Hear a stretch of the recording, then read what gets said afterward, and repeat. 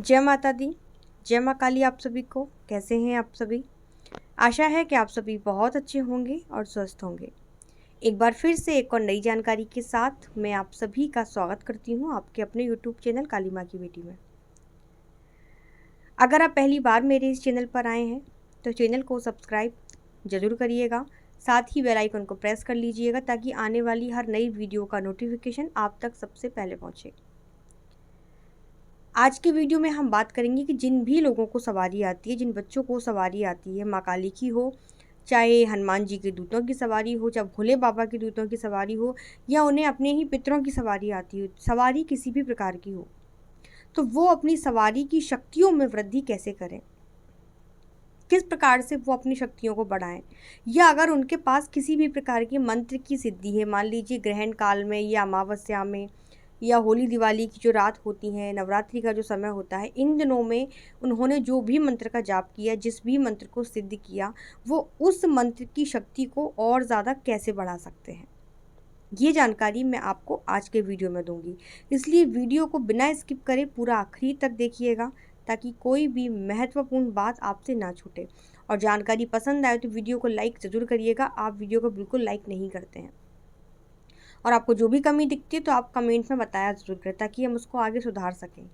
इतनी मेहनत से वीडियो बनाते हैं तो आप लाइक ज़रूर किया करें।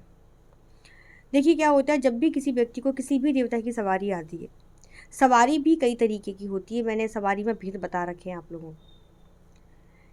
किसी की सवारी ऐसी होती है कि उसने जो वचन कर दिए वो बात सच होगी ही होगी, लेकिन कई जगह ऐसा होता है कि जिनको सवारी आ रही है और वो सच्ची सवारी है, लेकिन उनके दिए वचन सच नहीं होते हैं, लेकिन सवारी तो वो भी सच्ची है। तो ऐसा क्यों होता है? सवारी एक ही है, दोनों दोनों चौकियों में, दोनों दरबारों में एक ही शक्ति की सवारी आ रही है, लेकिन एक जगह के वचन सत्य हो रहे हैं और एक जगह के वचन सत्य नहीं हो रहे हैं। तो ऐसा क्यों होता है? इसलिए होता है क्योंकि आपकी शक्ति में कमी है। अब अगर वो माँ काली की शक्ति है तो शक्ति में कमी कैसे है, ये मैं आपको आज समझाने की कोशिश करूंगी।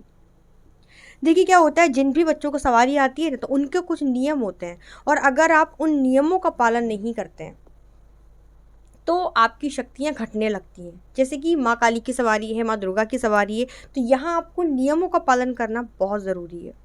जैसे कि आप कहीं किसी जगह खा नहीं सकते, आप किसी ऐसे घर का नहीं खा सकते जहाँ पे मांस मदिरा बनता है।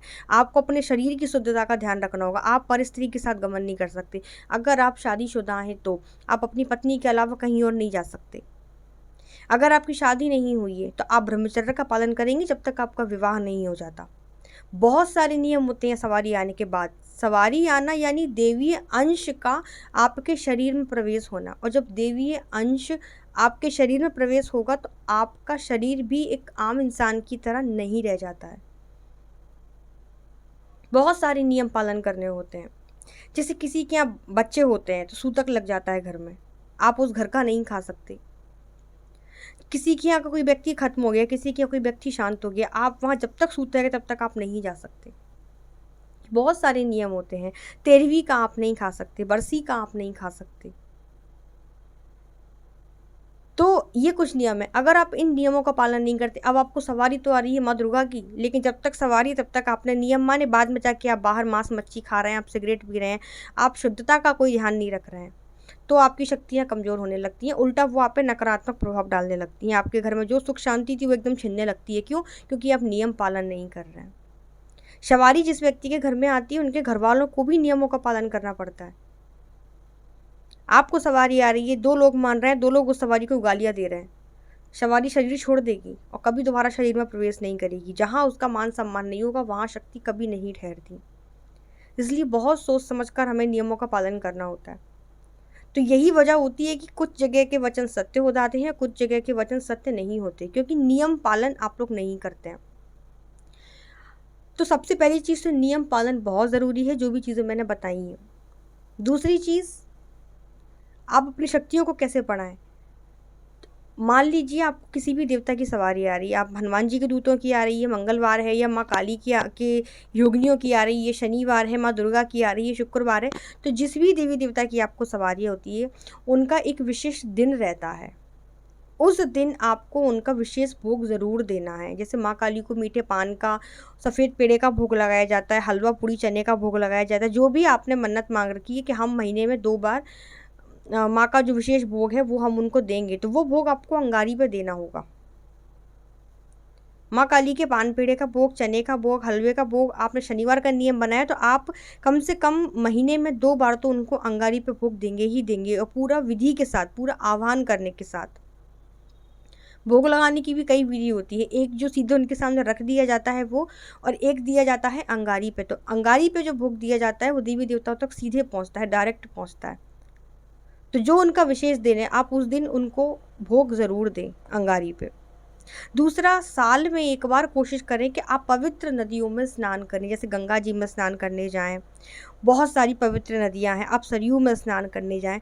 तो साल में 1 बार या 2 बार आप किसी तीर्थ पे जाएं और पवित्र नदियों में स्नान ज़रूर करके आएं।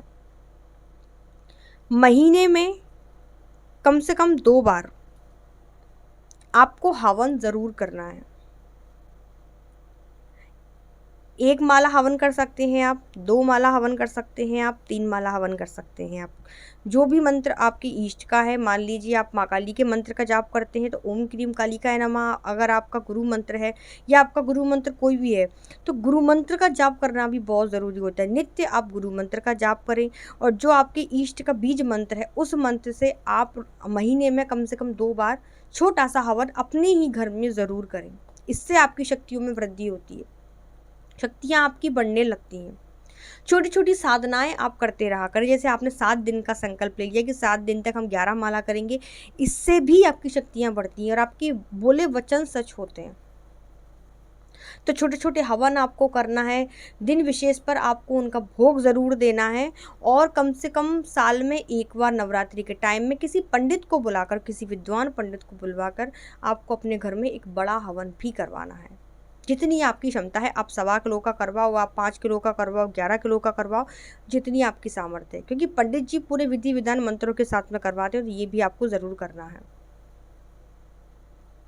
15 दिन में 1 बार आप अपने घर में गौमूत्र के छींटे ज़रूर मारें, देसी गाय के गौमूत्र के छींटे, जो बहुत ज़रूरी होता है। इससे क्या होता है, घर में जितनी भी नकारात्मक ऊर्जाएं होती हैं वो घर से बाहर निकलने लगती हैं।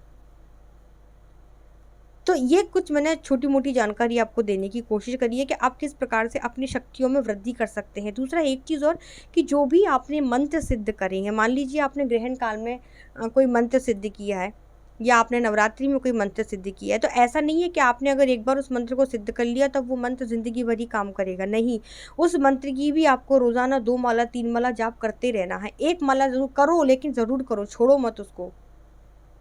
कोशिश करो कि 3 महीने में 1 बार उस मंत्र की आप आहुति दें, उस मंत्र का आप हवन करें। इससे भी उस मंत्र की जो ऊर्जा है वो बनी रहती है, आपकी शक्तियाँ उतनी ही गति से काम करती है, और आपके बुरे वचन भी सत्य होते हैं।